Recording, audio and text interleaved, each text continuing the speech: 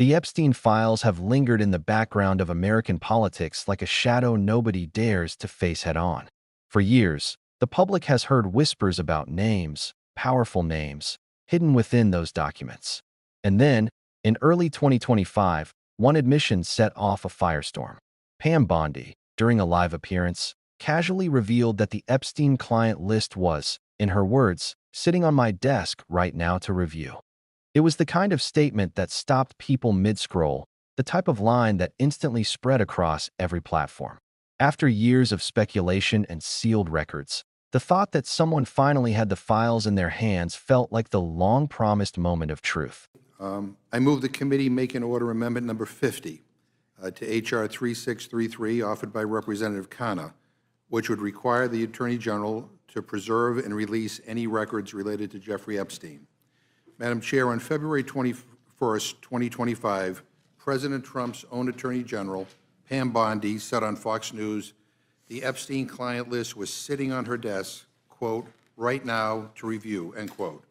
Kash Patel, Trump's FBI director, said during his confirmation hearing that he would do everything, if confirmed, to make sure the American people knew, quote, the full weight of what happened, end quote. Patel, who now leads the FBI, said on the Benny Johnson show that the FBI was hiding the Epstein client list. Donald Trump Jr., the president's own son, tweeted out, and I quote, show us all the Epstein client list right now. Why would anyone protect those scumbags? Ask yourselves this question, and then the answer becomes very apparent, end quote. And now, forgive me, but suddenly these same people are telling us there's nothing to see here. Trump is posting that we should all just move on. Well, I want to know what the hell is in these files. And I think we all want to know why Trump is suddenly changing his tune and is so desperate to sweep this under the rug. But you know what? This also gets at his credibility. This is about trust. Republicans said, trust us, vote for us, and we will release these files. And here we are. They are backtracking. They said they aren't going to cut Medicaid, and they did. They said they wouldn't add to the deficit and debt. They exploded both. They said that they stand with law enforcement. They won't even hang a plaque honoring officers for their heroism on January 6th. They talk about law and order and can't even condemn the president for pardoning the people who violently attacked the Capitol building. So please forgive me if I don't believe a word of any of it. This isn't about gotcha politics. It's about credibility, or rather the lack of credibility on the other side, because they constantly say one thing and do something else. So I urge a yes vote on my amendment, and I yield back. Is there any further discussion on Madam Chair, I fail to see how that amendment is germane to this rule. And Madam Chair, we are the Rules Committee, and we routinely waive the rules of germaneness and make things in order. This is about defense appropriations and crypto legislation. Well, then you could vote no on it. Mr. Scott, unfortunately, it is germane. Is there any further discussion on the amendment? Madam Chair. Ms. Leisure-Fernandez, you recognize. Madam Chair, the Epstein file. The public leaned in, expecting a wave of revelations. Finally, the secrecy might end. Finally, accountability could begin. But almost as quickly as those hopes rose, something strange happened. The very people who had once pushed hardest for the file's release suddenly began to fall silent. What began as promises of full disclosure turned into cautious statements, hedged comments, and finally outright resistance. That reversal triggered one of the sharpest credibility crises in recent political memory. That it wasn't just Pam Bondi's remarks that gave the sense change was coming. Others in positions of authority had added fuel to the expectation. The then head of the FBI, Kash Patel, said during his confirmation that if he were given the role, he would do everything in his power to ensure the American people knew, in his words, the full weight of what happened. His comments reassured millions that there was a commitment to transparency at the highest levels. He even appeared later on a popular talk show insisting that the Bureau had information it was withholding, openly acknowledging that the client list was real and under lock and key. These moments built anticipation that at last, the curtain would be pulled back. But then came the silence. The voices that once shouted for release of the names shifted their tone. Suddenly, the conversation became about moving on, about focusing on other priorities, about dismissing questions with vague answers. For those watching closely, the change felt more than suspicious. It felt calculated, and that made one question echo louder than all the rest. What, exactly, was in those files that made disclosure so dangerous? The reversal didn't just raise eyebrows. It cracked the fragile trust that had been asked of the public again and again. This was not the first time promises had been made and broken. Not by a long shot. Leaders had promised not to cut Medicaid, yet the cuts came. They vowed not to add to the national debt, yet the debt soared. They declared themselves unwavering supporters of law enforcement, yet they could not bring themselves to honor the officers who defended the Capitol during the violent attack on January 6th. Each promise broken left a scar, and by the time the Epstein file controversy came to the forefront, people were already primed to expect betrayal. The pattern was impossible to ignore: strong words when convenient, silence when accountability was on the line. And the Epstein records were perhaps the most glaring test yet of that credibility. At IN committee hearings, frustration boiled over. One representative asked plainly, "If there is nothing to hide, then why not release the files?" The question seemed almost too obvious. After all, these were not abstract policy papers. They concerned allegations of abuse against women and children. The moral weight should have demanded daylight. Even in conservative circles, there had once been loud demands for release. Constituents across the country wanted answers.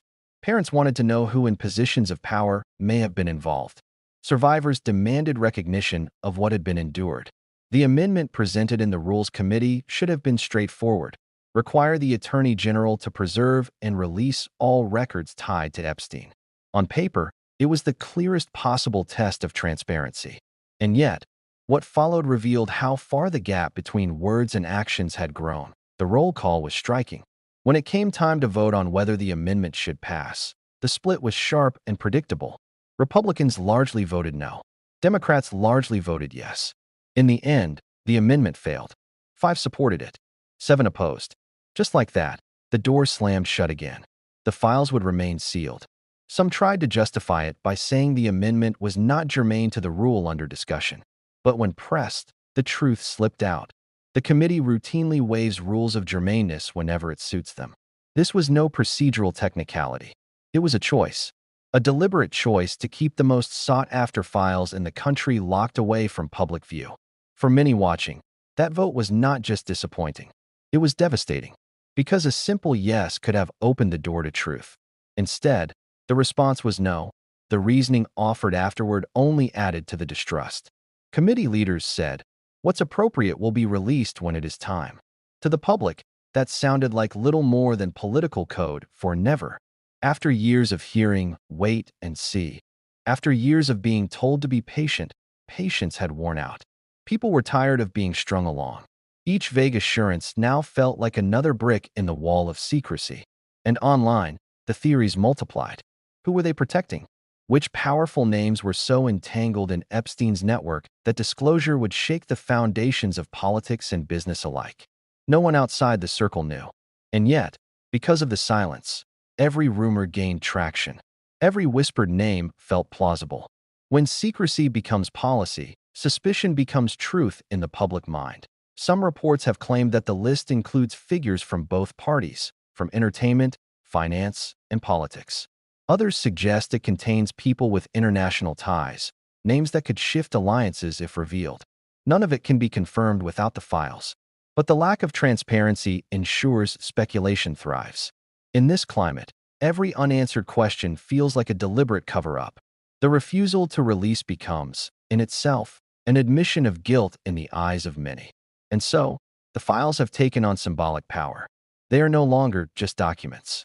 They are the embodiment of secrecy, hypocrisy, and betrayal at the highest levels. They represent the gap between promises made in front of cameras and choices made behind closed doors. The credibility crisis deepens with each passing day. If leaders cannot be trusted to honor their word on something as serious as the abuse of women and children, then what can they be trusted on? If every promise dissolves the moment accountability becomes inconvenient, then how can anyone believe the next promise? This erosion of trust is not theoretical. It has real consequences. It fuels cynicism. It drives disengagement. It convinces millions that the system itself is broken beyond repair. And in the vacuum left by silence, darker voices rise. Conspiracy theories flourish. Extreme claims find fertile ground. All because transparency was denied at the exact moment it was most desperately needed. Consider the arc of the story. Pam Bondi's casual remark that the client list was on her desk created hope. Kash Patel's pledge to reveal the full weight of what happened raised expectations higher. Lawmakers once demanded the list be shown to the public. Constituents believed the pressure was finally working. And then, almost overnight, it collapsed into silence, excuses, and finally outright rejection of the one amendment that could have made disclosure unavoidable. That arc is the reason people feel betrayed. Not just because the files remain hidden, but because the people who promised daylight were the very ones who pulled the curtains shut. The lesson here is not subtle. Once credibility is broken, it is nearly impossible to repair. Each reversal becomes evidence of corruption. Each excuse becomes proof of deceit. And every delay makes the eventual release, if it ever comes, harder to believe.